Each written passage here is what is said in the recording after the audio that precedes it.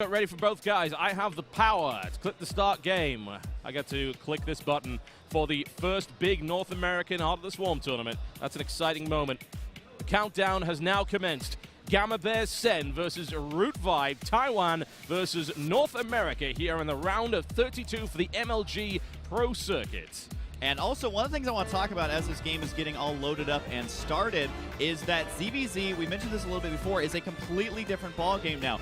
But it's kind of interesting because if you think about the two new units that Zerg got, you're going to be having the Viper, you're going to be having the Swarm Host. We've seen Zerg players try and utilize the Swarm Host before, but Zerglings just kind of run right around them. So if you don't have them in the absolute perfect position, then that can be an absolute problem for you.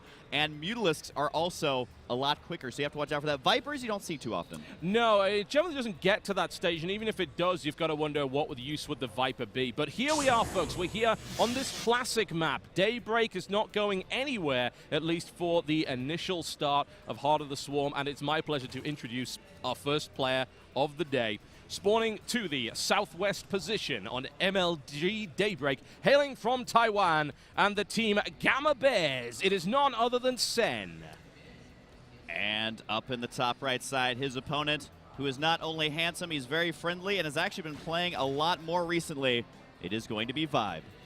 Oh yeah, Team Root versus Team Gamma Bears is always a fun match whenever it happens, which is extremely rare, unfortunately. Most of the other Gamma Bears guys don't really play outside of Taiwan. They focus on the leagues over there, and Sen is their guy that they generally send to foreign events. He, of course, qualified by beating Moonglade in another Zerg versus Zerg. So you've got to think to yourself, well, Moonglade's been performing really well in Heart of the Swarm Beta so far. He's a well-known player. He's always been one of Australia's best. So is that indicative of what's going to be happening here?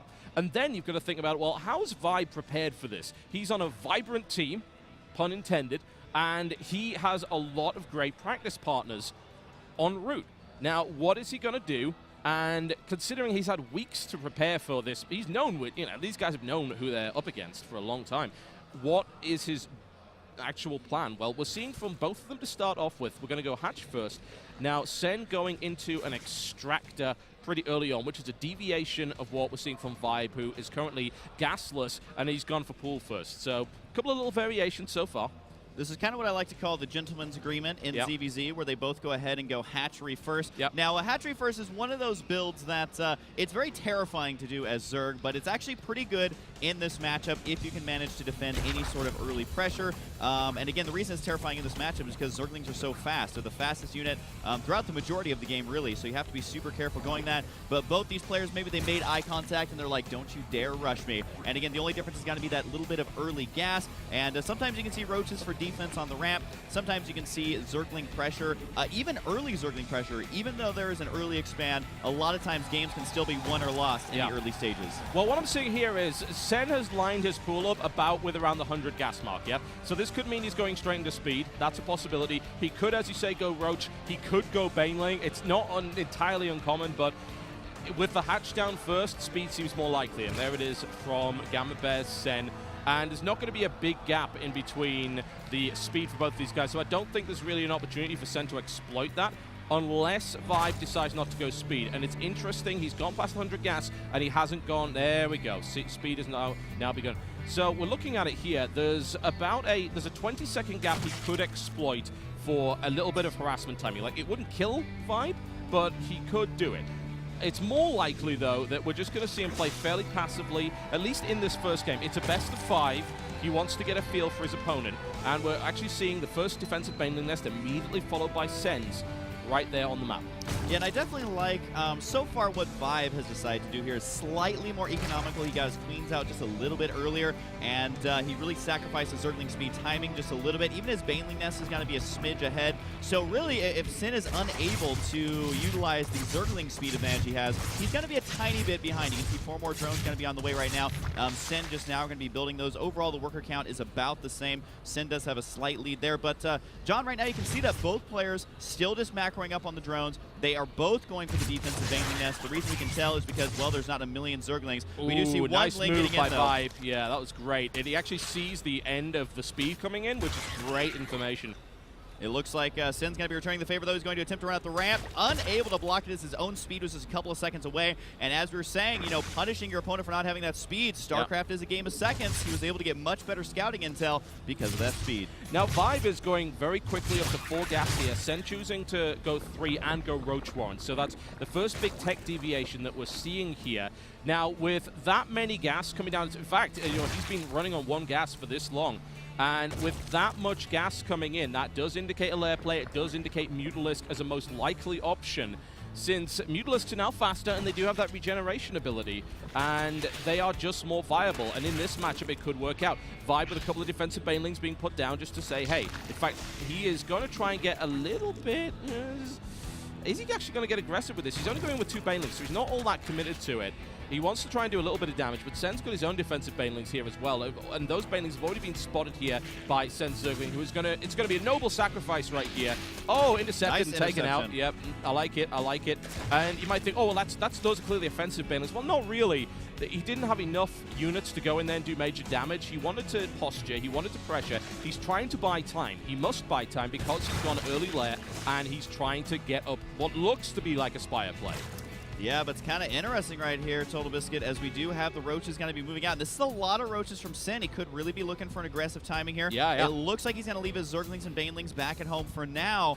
But this is very interesting because we're seeing sort of a similar play style as far as the expansion timings, but we're seeing a drastically different game here based on the tech timings. We have the Spire on the way. 3 Spine Callers are on the way for Vibe. He's got a feeling something's up, cancels the hatchery, is going to back up, and at this point he knows if he holds this, he can do a lot of damage with his Mutas, but man, is it going to be tough. That's going to be very difficult to hold. With that many Roaches coming in, he needs to buy time for the Spines to come up. There is only 1 up and 3 more on the way. The Queen's there as well. It depends how long Sen decides to wait. There's some Banelings coming in here as well. 1 splash goes off already, not doing much damage at this stage. And now he wants to take that Spinecrawler down before it's even get up. He's able to do that. And now Vibe moving in, trying to get a surround, not able to do that. Banelings come in. Oh, big cancellation there. Sen gets the better half of that trade. And now the pressure comes in. There's no time for these Mutalisks to come out. He must hold. The Spinecrawlers are finished now. If he can hold this until Mutalisks come out, this is going to be absolutely huge for Vibe. And he's doing all right. He's picking off Roaches left and right. He's not doing badly at all against this. If Sen goes home right now,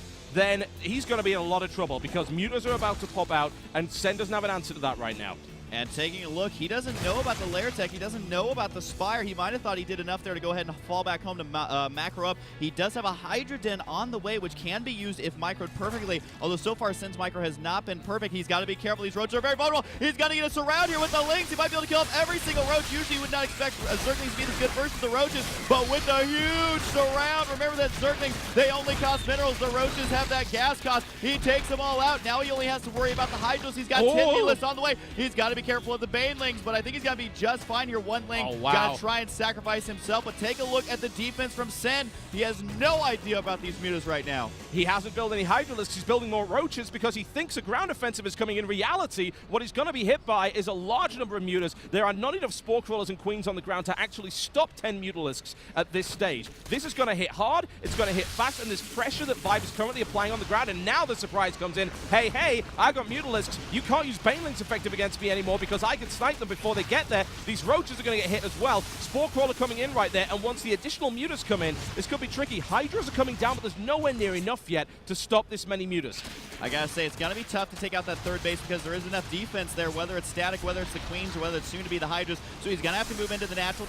Decides not to commit there with those Lings. The Mutalisks swooping in, but really you don't want to be going for the Roaches. Every single drone you can kill, they're basically worth their weight in gold in this matchup because it's so difficult to begin making them. You can see more and more Mutas on the way. Nice run by there, coming in from Vibe. He draws the defense away from the 3rd base and then strikes the mineral line. More Roaches being taken out. Baneling Nest under threat as well at the front there. There's a lot of Hydras coming out now. There should be enough to deal with this, but this 3rd base is probably going to down. And, I mean, to me, this is a win for Vibe in the sense that he has taken that 3rd base out, done significant economic damage. If he's able to pull back with those Mutalisks, which he can do before he gets hit by the Hydras, he should be totally fine just going back on defense here. He's going to have that 1 base advantage. Manages to get these Roaches in that position as well. Those Lings just being absolutely pivotal in these battles so far. The Mutalisks, though, are separated a little bit. They have to be careful going up against those Hydras because the Hydras basically have machine guns when they're shooting down air units. Lings they attack engaging, very quickly. It does look like the Lings able to get that surround and able to kill off a couple of those. I gotta say, TB, his Ling usage has been phenomenal so far. far. It's been great to see him supporting on the ground, doing a lot of damage to the Hydras, using the links. He keeps most of the Mutalisks alive. He didn't lose that many at all, maybe 1 or 2 here and there. His micro's been really good so far, and as a result, Sen is in a pretty bad way. He's been menaced by Vive, who currently has this really nice amount of momentum going on. And the funny thing is, even though he's on 3 bases, Vibe is still running on a very low drone count. So I have to wonder, what we're watching here is like, Vibe's doing really, really well, but has he been able to exploit that? He's had to spend so much lava and so much resources on units that he hasn't been able to saturate those 3 bases and really make use of that economical advantage. You see, the 3rd base only has 2 workers on it right now. Yeah, that's a very, very good point. I mean, you take a look at the units lost, it's about 2,500 resources lost more for Sen, but like you were saying, I mean, he hasn't actually lost that many drones at the end of the day. Now, it does look like that first gas is going to go down. That's a huge frustration for Zerg, just because you need that gas, whether it's for Mutas, Hydras, Infestors. Sen! Oh, Sen's not awake. He loses a group of Hydralisks to Banelings. Slow Banelings. That should never have happened.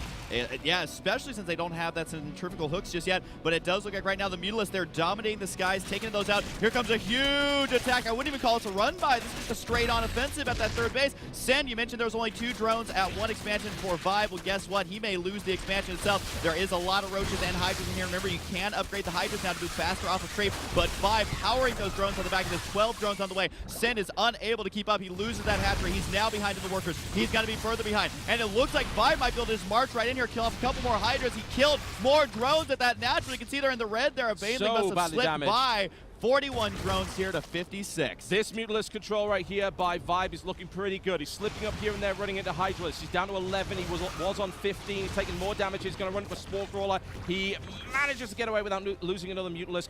But as you said, he was able on the back of that to do a big drone power-up. Yeah, he powers through 12 more drones, taking up to 56 versus 36, and now he's on 4 bases. He has the lava advantage. It's 4 on 2 in terms of his economy, and now he's in a great position.